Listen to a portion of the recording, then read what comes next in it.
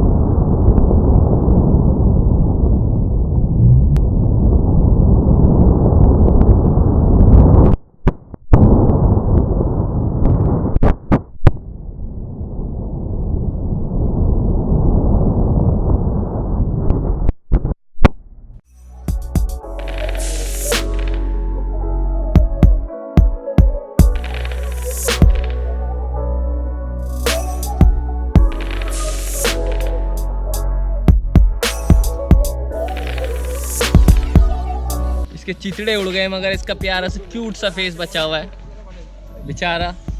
आप इसे ठीक से देख सकते हो, इसके चितड़े और इसकी हालत।